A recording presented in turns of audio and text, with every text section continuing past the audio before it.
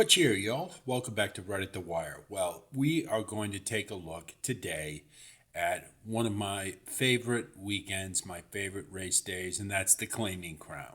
It's taking place at Churchill Downs. Used to take place at Canterbury for years, and selfishly, I do have to tell you that this is the site of one of my bigger scores in my life. I did hit the pick five in the Claiming Crown about 3 years ago, and it was for a pretty good five-figure payout. And my ticket was, I think, about $16. So it remains an interest of mine every year, for sure.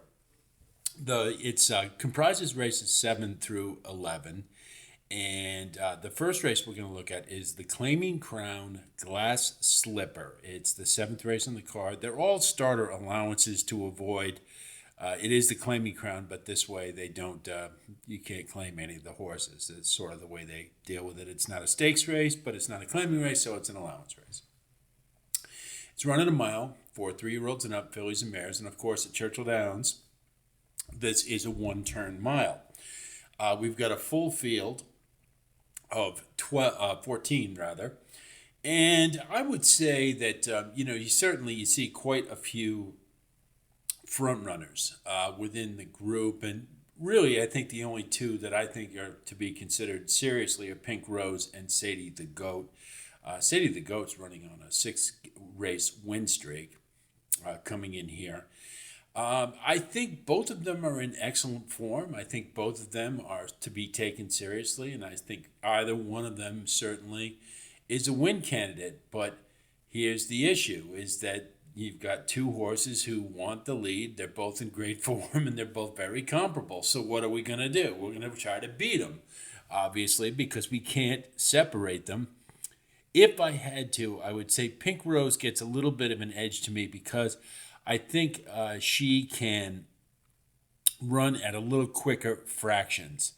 And this is a one-turn mile, not two. And I just, Pink Rose, I might give a little bit of an edge. But the problem is Sadie the Goat's going to try to stay with her. And so is Mercy Warren and likely Angela's Party Girl. But I don't see the form for quite a few horses in here, to be honest. It seems like to use an expression, is 10 pounds of shit in a 5-pound bag. We've got a lot of horses who are in bad form here that probably shouldn't be in this race, but alas, they are. So those two, I think, either one of them, I might give a little bit of an edge to Pink Rose, but I think we have to try to beat one or the other while certainly probably wanting to have them on our ticket. Now, Jubilant Joni is a horse who a few starts back was in very good form, and you'd have to consider would have been considered a prime candidate here. But here's the thing, the last start was terrible, coming off a long layoff, and the couple starts before that weren't very good prior to the layoff. And now you've got Dick Dutrow and you've got Rod Ortiz aboard. And he was aboard for the debut after the long layoff, and that was at one turn. And it's just awful hard. I put Jubilant Joni in here, I put a question mark by her because it's really going to be one of those things that I would try to get a gander at Jubilant Joni in the paddock and see what they say. We got Caitlin Friesen on maternity leave, so whoever is going to be doing the paddock, and just listen and see if you can find out. If you get a favorable report, Jubilant Joni might be one you want to consider. Likely going to get a pretty good price. If you don't hear anything positive, or it seems just sort of a passing evaluation, I would probably let Jubilant Joni go. It's because it's Dick Dutrow, and you just never know. It's very similar to David Jacobson. He's got on my way to save the day in this race, and I don't like the form. I think the work tab looks rushed, and but it's David Jacobson. His barn is going very well since he moved down to Kentucky. He's a very tough trainer to read.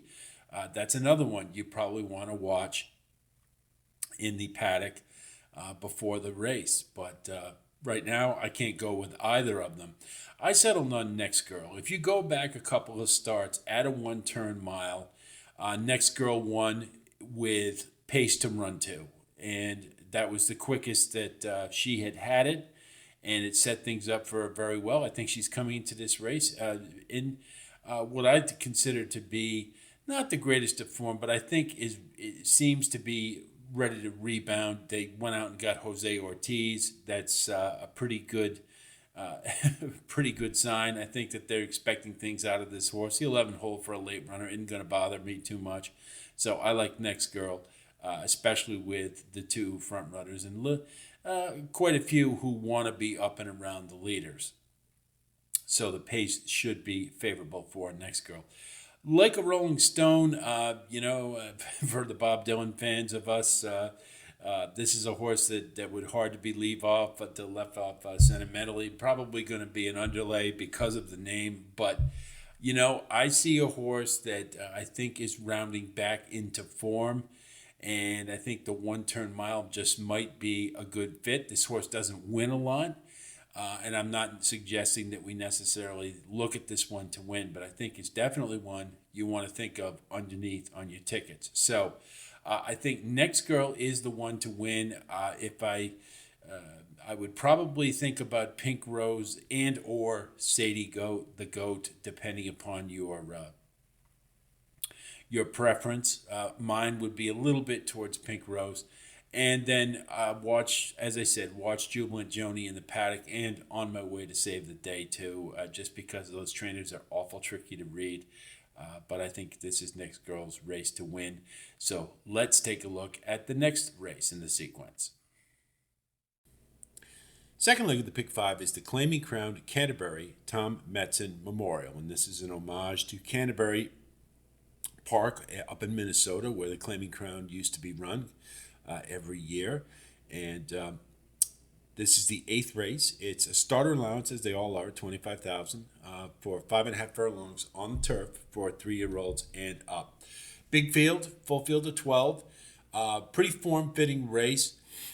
Looking at it, the front runners, the horses who want the lead, speed figures and fluid situation of those, the two of them, I really didn't see enough in the form to get me terribly excited about.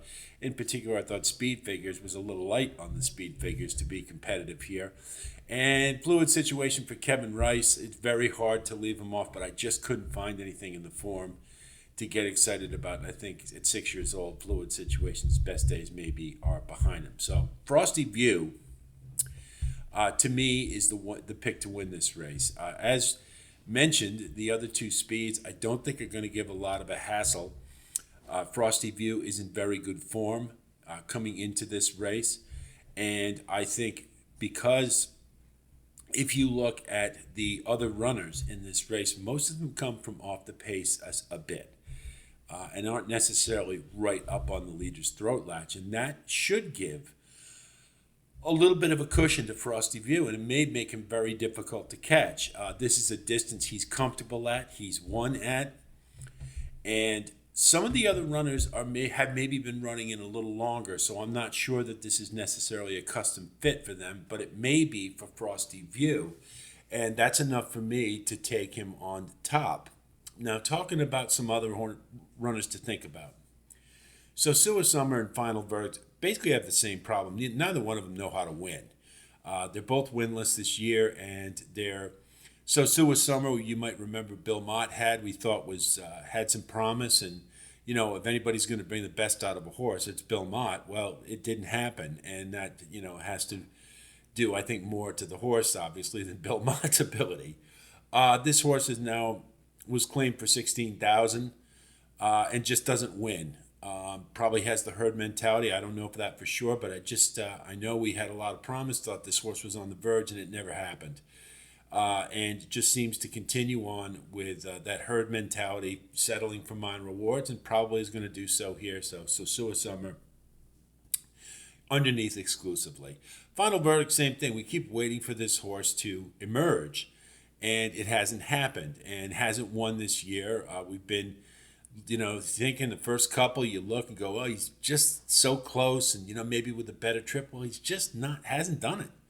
He's a good horse. He's got the talent to compete here, but he doesn't win. So again, he's one you have to consider For minor awards, bottom of the try, super, maybe the exacta rather, but really hard to trust as a win candidate. Shape Note is certainly one to consider for Mike Maker. Third off the layoff with Jose Ortiz. They're winning at 63%. I did not like the ride Tyler Gaffalione gave Shape Note last time on the dirt. He seemed to sputter a little bit early on. Took him a little while to get going. And once he did, he ran a credible second, but he was no match to the winner. Uh, I think, Jose certainly is, Tyler Gaffalione, they're both pretty comparable jockeys. I just think maybe the new jockey will give Shape Note a little bit of a kick, let's say. And Jose's on fire, so I think it's a really good indication that Maker went out and got Jose. Third off the layoff, I think there's a lot of things pointing for Shape Note. The problem is, as is with every horse that we're considering, is that they come from off the pace. And again, I think that's going to leave things wide open for Frosty View if he's on his game. And Shape Note hasn't run at 5.5 furlongs for a while, and may be comfortable at a little longer distances. So not terribly certain about Shape Note as well, but I think on the turf he'll be fine. Pinfire too is kind of the same thing. Excuse me. This is a horse who hasn't run on turf or at 5.5 furlongs in quite some time. Now, you can look at the Brisnet numbers for 5.5 furlongs and see they're a little light in comparison to what he's been running. I don't think that matters. I think this is a horse who's just been progressively getting better. And if this race was on turf, or on dirt rather, at 6 furlongs or longer, Pinfire would be the pick to win it, but it isn't. You just wonder if maybe this horse needs longer distances and to that little extra panel to get going, if you will. So I wonder about that a skosh. I think Pinfire certainly is comparable speed figure wise. He's probably the fastest horse in this race. It's just a question of distance and surface. But I think Pinfire will be fine on turf. I'm not worried about that. I'm more worried about the distance. So Pinfire is certainly one that you want to have on all your tickets. I think is definitely a prime win candidate here. I want to talk about Bad Beat Brian for a second. Those of you who follow X may have seen a post from Maggie Moss about Master of Foxhounds. And Master of Foxhounds was a good turf horse back in the day, pretty versatile horse. He ran in California quite a bit, and he's 8 years old now, and he's not what he used to be. Now he's running in claiming races. And Maggie Moss sort of made the request, if you will, that, hey, maybe it's about time to let him bow out while he still can gracefully. He's just not going to get any better, and he's running low-level claiming races. Let's just retire him, and he deserves it. He won over $750,000, I believe. Why do I mention that? Well, Bad Beat Brian's pretty much the same thing. He's 8 years old. He's trained by Steve Asmussen. He's won over $800,000. If you remember Bad Beat Brian in Turf Sprint, he was running with the cream of the crop, Golden Pal, Caravel. He had to go against some pretty tough customers, and he was always, no balls, he was always a cut below. That's really all it was. He always brought his best game, but he was always like, second or third, because he just wasn't as fast as those others. Well, he's 8 years old now, and now he's, not what he used to be. If he can summon his old competitiveness, I think he could maybe get underneath at a price, but I would just think that maybe this is time to let Bad Beat Brian ride off into the sunset before it, the wheels really fall off. And that's just something I would bring up. And no knock on Steve Asmussen. He's a great horseman, and he does care about his horses. I'm not suggesting that. I just think maybe it's time to let this one go. Anyway, I like Frosty View in the 8th race, and I think Shape Note and Pinfire would be very solid contenders to think about as well. The 9th race on the card and the 3rd race in the sequence is what they call the Claiming Crown Rapid Transit. It is also a starter allowance for $16,000. Run at 7 furlongs for 3-year-olds and up. And we got another full field here of 14. Look at the race shape here. I don't see much in the way of speed. Excuse me. So's is the confirmed front runner, the lone confirmed front runner, but I didn't see much from his last effort, and I don't think he's competitive here. Papillot comes out of a race that there's a few horses like Walaka. They all are either in this race or they're in the Claiming Crown Jewel. So this may be a good precursor for the Claiming Crown Jewel as you're coming up to it. It was a wide open race, and there were maybe four or five horses who had a chance to win it. Unlimited Potential had gone to the lead. It was a mile race, and couldn't hold it, but still only finished a couple lengths back. And Papillot was one of the horses vying for the lead and just could not capitalize on it late. Gilmore was in that race. It was, I suppose it would be kind of considered a key race for this one, and I just didn't like anybody coming out of it, to be honest. It just looked like a sort of a cattle call where nobody really asserted themselves to me as a horse who was worthy. So Papa Yo, I'm throwing out. Unlimited Potential comes in that race as well, and the 14 hole just is death for a horse who's going to want to get to the lead, I think. And so I'm tossing out of that race. Now, if we look in the horses that I do like, most of it is, certainly class is a really big factor in these Claiming Crown races because you've got horses coming from different tracks, and what a $25,000 claimer is at Churchill Downs is not necessarily what it is at, let's say, Hawthorne. So we have to, or Delaware. So you have to keep these things in mind when you're looking at this race, and that's kind of how I settled on Takes Charge Smiling for Charlie Baker. Charlie Baker, for those of you who don't know, always is at Saratoga every year. He used to train predominantly at the Finger Lakes. I believe he's moved down to Aqueduct and the Southern New York circuit. Very good trainer, sneaky good. He usually pulls an upset or two up at Saratoga, where it is not easy to win.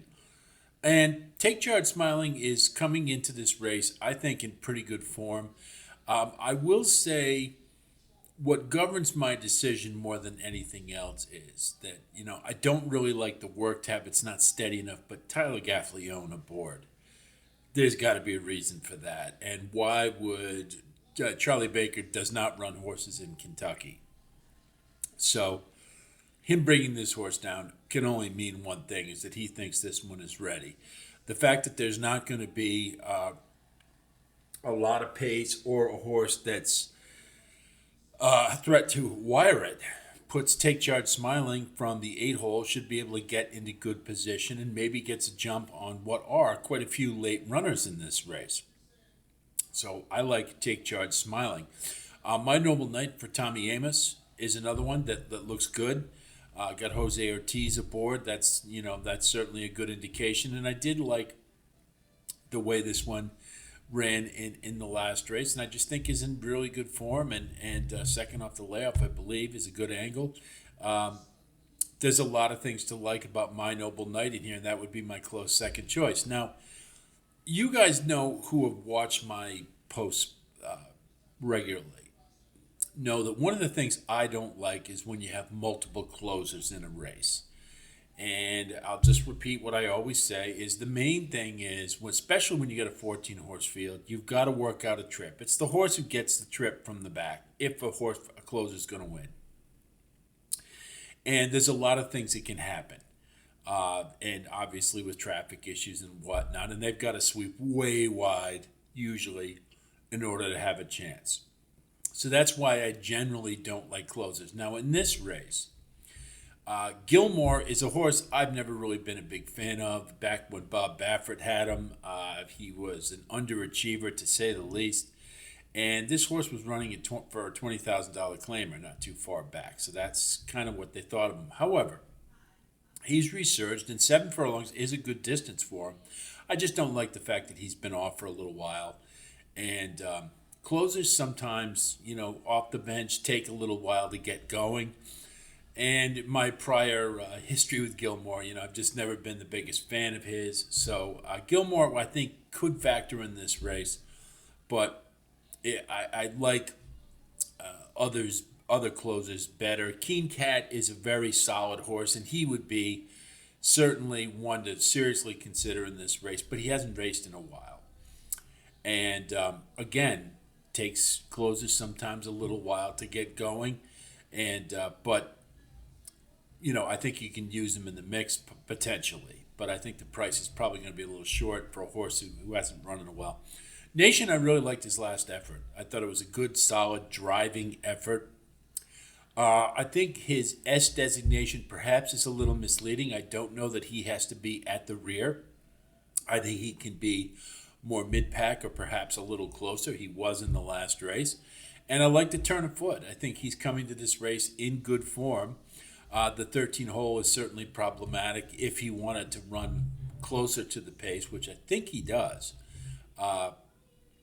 So I'm not as high on Nation as I'd like to be because of the race shape and just where he is in approximation to everybody else. So I think this is could be a pretty tough race. There's just 14 horses in a sprint. You just never know. The later runners, I would think you'd have to favor, especially with the lack of pace here. And again, I think all the signals are that Take Charge Smiling is a horse that's ready to roll in this one. So that's my pick, with a very close second to My Noble Knight in the Claiming Crown Rapid Transit. The fourth leg of the Pick Five is the featured race, I'd have to say, the Claiming Crown Jewel. It's the 10th race on the card. It is a starter allowance for $35,000, running a mile and an eighth for 3-year-olds and up. The good field, full field, all the way up to 14 in this one. You look at the race shape. I think there's going to be it's going to be pretty form fitting. You're going to have a decent pace scenario. You've got three, Gilded Crack and Burning Hot and Point Doom. All will be pretty eager for the lead. Gilded Kraken is one that I kind of went back and forth with, has been on turf of late, but this one can run on dirt just fine. And I'm willing to excuse the race after Kentucky Downs because, as we know, horses don't generally run very well after coming back from there. But I don't know, there's something there that tells me, even with the rail, that perhaps we're not going to see Gilded Kraken at its absolute best. Whereas Burning Hot, I think firing fresh, the work tab looks good. I think this one is ready to roll. The outside post is a concern for certain, but I think Burning Hot should be able to get to the lead, and I think being fresh is going to certainly be a help in securing the lead, and is a threat to take them all the way, but I do think there are some worthy adversaries that are going to make that rather difficult. I like double your money in this race and would be my pick to win. I really liked the last race. I like the fact that double your money just put away the front runner and just drew off and was at a comparable class level. This one is in very good form, has been a new horse since turning 4, and has been in the money in every start this year. It didn't win any at 3. So certainly growing and maturing has definitely been the ticket for this one. And so I think W Money is definitely one to watch in this race. Navajo Warrior, certainly a horse coming off a 5 race win streak, going into for the 6th in a row, is one you have to pay attention to. And I think Navajo Warrior is certainly one you have to think about, without a doubt. I just like W Money a little bit better. That's really all it is. But I think Navajo Warrior is a very worthy win contender in here, and would be a very close second to W Money. Walaka for Kelsey Danner's, never one to be ignored. This one also came off a pretty decent win, and firing fresh, the tab looks good. I think this one is ready to roll, so Walaka is one you probably get a halfway decent price at, and is certainly one to consider. Going to throw Overstatement in there as one to watch, probably more for underneath.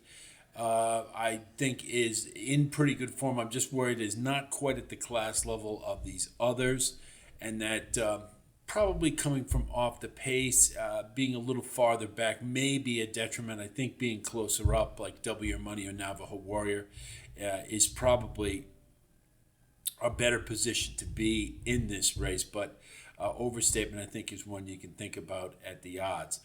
So we're going to go with W Your Money number 7 in the Claiming Crown Jewel with a very close second to Navajo Warrior. The last leg of the Claiming Crown Pick 5 is the Claiming Crown Turf. It's the 11th race on the card. It's listed as a starter allowance for 25,000. Run at a mile and a 16th on the turf. Sorry about the typo. For 3-year-olds and up. Pretty form-fitting race. There's, as there is at Churchill Downs this time of year, you got a lot of horses who come into this race not necessarily the greatest of form, following what's been a long campaign.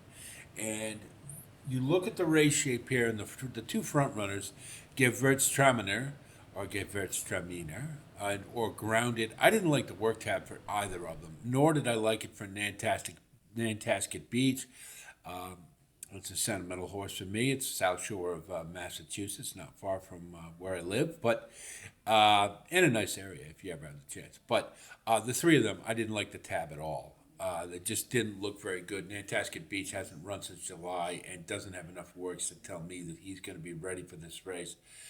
So what I would suggest is that the pace would likely be moderate to average. I can't imagine it being totally off the rails or quick. So that leaves for a race where I would like a horse who's up amongst the leaders because they're going to have a little bit of a tactical edge over the others, and I've settled on Echo Lane. Echo Lane is number one coming into this race in very good form, and has a very good work tab, I should say. A lot of horses in this race do not. The second thing is this is not a claiming horse. He's never run for a tag. So it's a little misleading to call this the Claiming Crown, but it is an excellent place for a horse like Echo Lane to run, where the purse is a little inflated. And I think he's coming to this race in really good form, and I like Echo Lane a lot. I think he's a class fit. I think he's got a little bit of an edge, as a matter of fact. And again, being off just up amongst the leaders where the pace isn't going to be terribly strong, I don't think. I mean, Echo Lane is in a really good position. King Curlin just came off a 1.5-mile race where he ran okay. I think he's coming off the bench. He looks like he's going to be in decent enough form. This is a horse I would consider more for underneath class fit wise. I think he's there, but he's not a horse I'd like over the top to win. And incidentally, Echo Lane is a horse for the course, and that's what we're looking for at the distance and at Churchill Downs. So a couple other things to think about. Mr. Barrio for Safi Joseph. His barn's going very well right now, refuting all of our claims that Safi couldn't win at Churchill. He didn't very much in the past, but he has certainly found a way. Mr. Barrio is a good class fit here. I think he comes into this race and should be run his race. I just don't know if he can quite put it together all the way, but I think he's one that to consider. I just like Echo Lane better. That's really what it comes down to. Risk Manager is coming on a 3-race win streak, but he is 7 years old, and that is something I do wonder about a little bit. That can he keep it going? If he does, he can win this race. He absolutely can. He would be my second choice behind Echo Lane. I think Echo Lane, Risk Manager, and Mr. Barrio are definitely the choices here, the top three. And I just think maybe, I'm just wondering at 7 years old, maybe it's asking a little much for him to continue to run yet another solid race. I mean, one that would exceed what he's done for the last three. And I think he would have to step up in class a little bit. I think he's going to be coming from late, and maybe if he may just have enough to win this. He's certainly one to consider. Ozoi is to me a sneaky good horse in here, and I'll tell you why. I noticed that they've been steadily moving this horse up in class the last few races, and The good news is he's been responding. Now, he's not winning, but he's competing. And I think that's important because, when you keep stepping horses up in class and they keep being competitive, then, obviously they're getting it, and they're maybe growing or maturing, whatever it may be. But I think Azoy is kind of sneaky good in here. And if you're looking for a horse at a price, to pull the upset, Azoy just might be the one. But we're going to go with Echo Lane, horse for the course, great tab, ready to roll in the Claiming Crown turf. Okay, so now let's take a look at our ticket for the Claiming Crown late pick five. And incidentally, the last race is the Claiming Crown Emerald. I apologize, I didn't have come across the names until after I recorded that segment, so sorry about that. But the Claiming Crown turf is the Claiming Crown Emerald. Anyway, for you sticklers out there, let's take a look. Leg 1, race 7, we're going to go with 4, 9, and 11. Leg 2, race 8, we're going to go with 4 and 8. I think those are the only two viable ones. Couldn't quite put the 6 on there. I did, it might be sneaky in there, but I want to economize on the ticket as well. So we want to keep it, don't want to go crazy. We did last week over $100 and we didn't make it, and it just always seconds me. I think we ought to be able to do better with a small ticket size. Leg 3, race 9, we're going to go with 7, 8, and 13. Leg 4, race 10, 6, 7, and 12. And then finally, in the Emerald, race 11, we're going to go with 3 and 9 with heavy emphasis on Echo Lane. I really think that's the horse to beat there, and I was very close to singling. But these races can be a little tricky because, of course, you're not dealing with stakes caliber horses, so it can be dicey when it comes to form resurgences and whatnot, and movement up and down class. But anyway, 3 times 2 times 3 times 3 times 2 is a $54 ticket on a 50-cent base, which I think is very reasonable. And I think it's going to be a fun set of races. They're all pretty challenging, and there's, as you can see, I couldn't really find. I was close to singling in the 11th, but I couldn't quite do it. So it should be. I think the races are all going to be contentious, and it should be, again, really good betting opportunities galore in the Claiming Crown at Churchill Downs. So, hope our analysis helps you with your own wagering strategy, and I wish you the best of luck as always. And certainly, if you do like content like this, please like and subscribe. And again, thanks to all of you who have been with us throughout the racing season and our new members to the team. We want to thank you for coming aboard and expanding the community. We are still plenty of racing left in the thoroughbred racing season, despite being the Breeders' Cup over. There's plenty to go. The Churchill Downs Fall Meet, the Clark Handicap, the Malibu at Santa Anita, and the Cigar Mile over at Aqueduct. We've got some really big races to finish off the year, and we'll be here for all of them. So that's it from here. I'll talk to you soon, and until then, be well.